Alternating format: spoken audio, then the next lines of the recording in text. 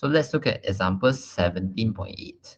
So if a current in a solenoid and it produces a uniform magnetic flux of density 2.3 times 10 to the power negative 3 Tesla. So magnetic flux density over here, this is B, magnetic field strength. Okay, and this magnetic flux density here is produced inside the solenoid along its axis.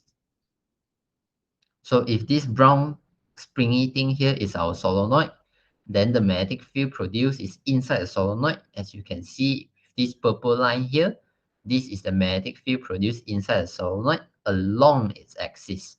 So when we talk about axis, the axis will be, this will be the axis. Okay, the axis of the solenoid. And you see that your magnetic field is indeed pointing along the axis of your solenoid. Okay. Now you place a small circular coil of radius 1.6 cm with 5 turns of wire, and you place it inside the solenoid and on the axis of the solenoid with its plane normal to the axis. So you have a circular coil, and that circular coil has a radius of 1.6 cm and it has 5 turns of wire. And the placing is the thing that is important. It's placed inside a solenoid, so you should expect that your coil will be inside a solenoid and it's on the axis of the solenoid. Okay, this one just tell that it's inside on the axis of solenoid. It's just telling you that if this is your coil, it's on the axis of the solenoid, but the plane of the coil is normal to the axis. So if your coil here, the coil has a plane, right? So if this is your coil, the coil has a plane, and the plane has to be normal to the axis. Normal means perpendicular. So the plane of the coil must be perpendicular to the axis of the solenoid. So the axis of the solenoid in this diagram here, it's horizontal. So we should expect our coil to be perpendicular. So the coil should be like this if you view from the side. Okay, it's like we view the coil like this. You just see a straight line only. But if you look over here, it's a circular coil with a radius of 1.6 cm and 5 turns of wire. Okay, the axis is missing. Let me put it back just to show that it's perpendicular. Okay, so the axis is this gray line over here. And we can see that our coil is 1.6 cm and it's normal. It's perpendicular to this axis over here. Okay, so if you choose to view it like from the front view, let's say if you view it from this angle over here,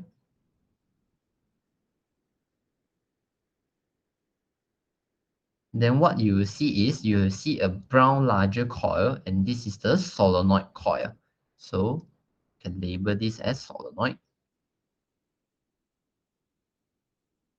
Okay, then the solenoid here will produce a magnetic field, and the magnetic field, if you view it from this angle, is pointing out the page.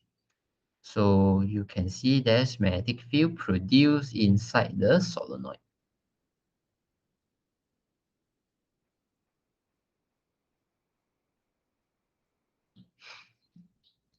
Okay, the solenoid, inside the solenoid, there's magnetic field produced if you look at it from this angle, and now you place a circular coil inside, and that circular coil has a radius of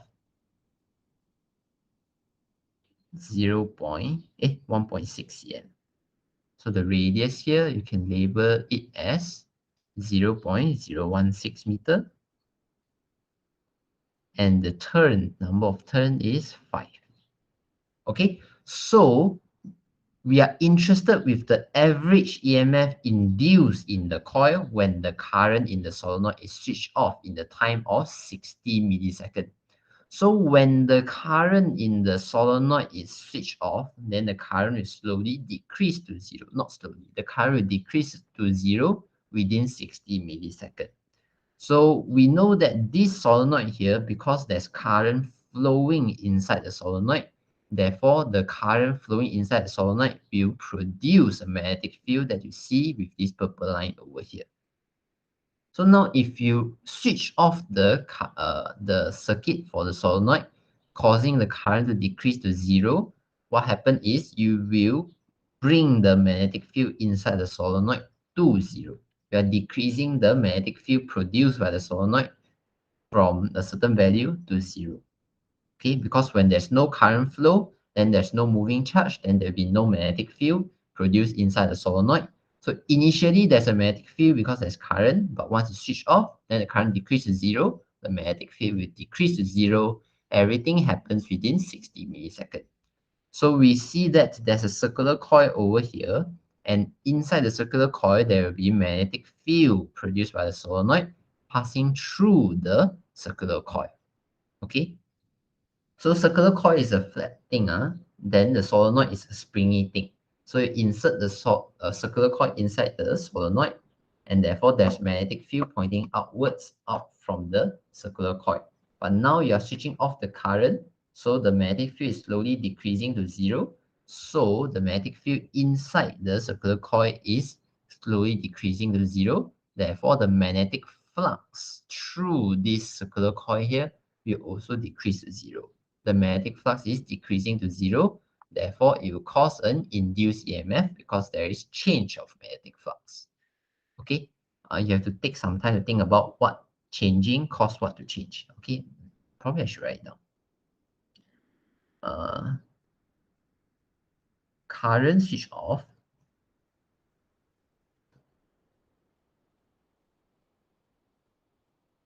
cause what to happen? It will cause the B field produced by solenoid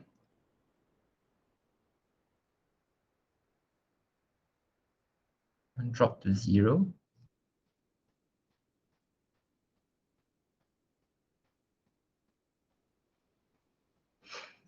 Then we proceed further, then it will cause the magnetic field passing through the circular coil. Okay, it's the same thing. The magnetic field produced by the solenoid is the magnetic field passing through the circular coil. So if you say the magnetic field produced by the circular coil, produced by the solenoid dropped to zero, you are equivalent to saying that the magnetic field passing through the circular coil dropped to zero. Okay, so if you drop to zero, then the magnetic flux through the coil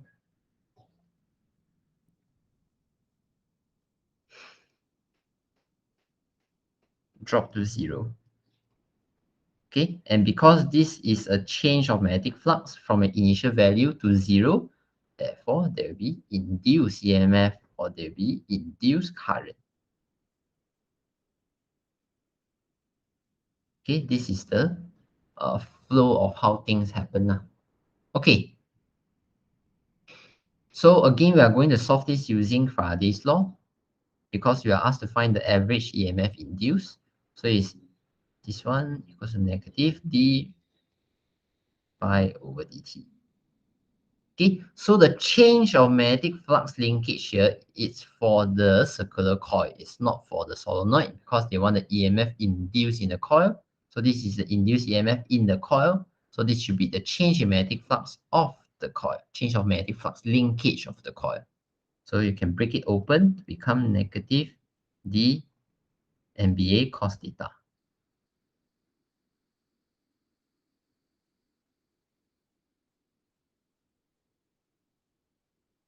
From this situation here, you know that the number of turns remain as 5. The magnetic field is going to decrease to 0, and the area is not going to change. It still can be calculated using pi r squared.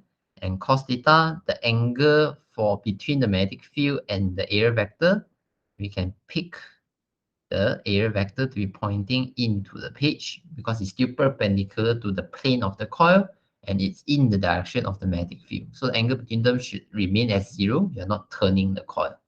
Okay, so the theta is constant with time, the number of turns is constant with time, the area is constant with time. So we can bring all these things out.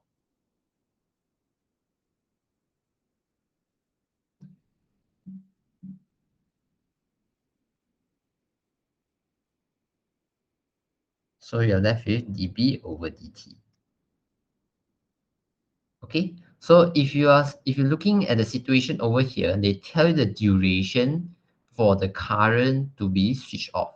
So that means by there's an initial situation and there's a final situation, and the duration it takes to go from initial to final is 60 milliseconds. Okay, so maybe I should bring this over.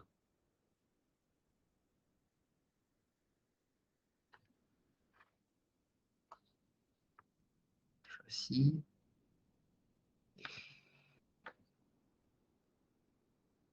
So the initial situation, you can determine the magnetic field.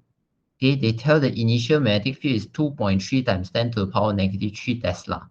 That's the initial magnetic flux density, so that's the initial magnetic field. Oh, cooperate. It's a value, okay? 2.3 times 10 to the power negative 3. So that's the initial situation. So after 60 milliseconds has passed, then you enter a new situation.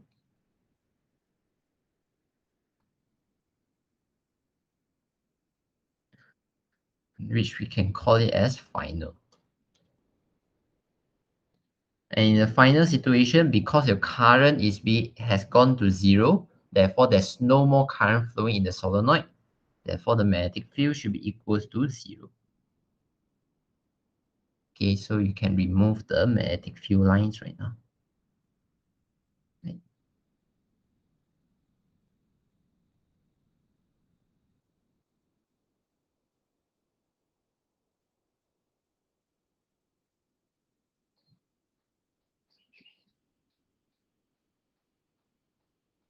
Okay, so this is the final situation. Okay, so we can change the equation to be expressed in terms of average value.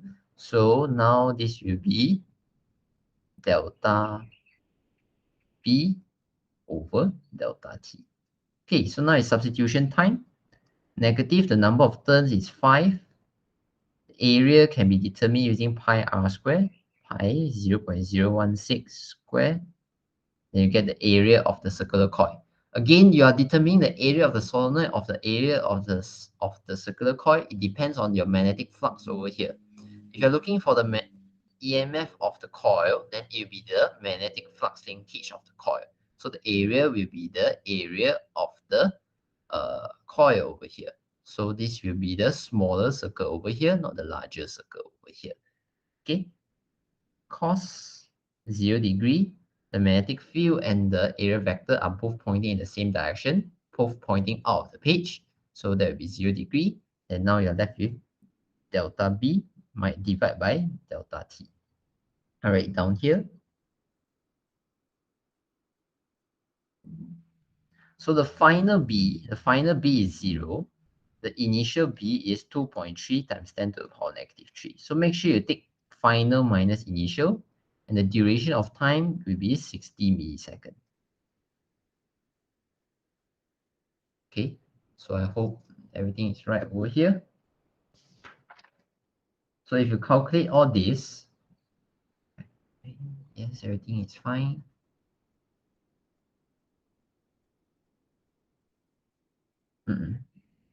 If you calculate all this, I believe you should get the answer of much 0.154 millivolt.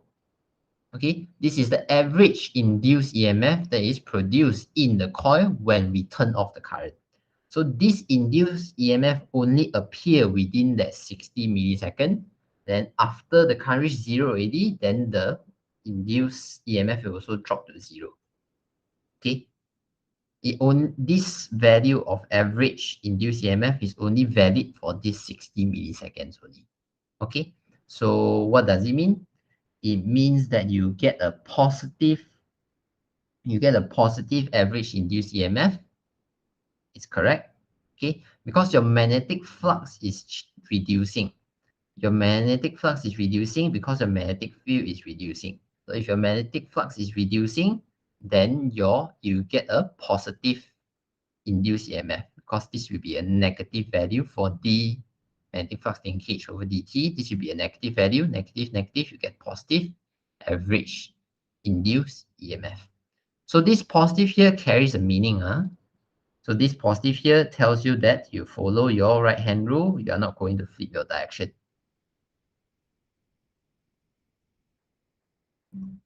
Okay, so you are not going to flip your direction. Your box like this is pointing out of the page. Your area vector is pointing out of the page. So if you curl your hands, you see that your hand turns anti-clockwise. So that means by if this is your setup, then your EMF will be in this direction. Your induced current will be in this direction, anti-clockwise. Okay. We also look at this situation here. This diagram is given. If you look from this angle, then you can see the induced EMF is in clockwise direction, anti-clockwise direction. Okay, sorry. If you look at it from the South Pole, then you see a different thing. If you look at it from the South Pole, then the magnetic field is pointing into the page. Then all this will be crosses. The area vector will be crosses. Then if you use your hand, you find that the induced EMF and induced current will be in the clockwise direction, the opposite direction, if you view from the South Pole. If you view from the North Pole, then you will see that the induced EMF and the induced current is in anti-clockwise direction. Okay? So this is how you solve the problem. Again, the sign here is important. It tells you the direction of the induced EMF. It tells you the direction of the current. How does it tell you? It's because they define clearly the magnetic field is decreasing. If it says changing, then you don't know whether it's increasing or decreasing, then the sign doesn't carry much meaning. But for here, it carries a meaning.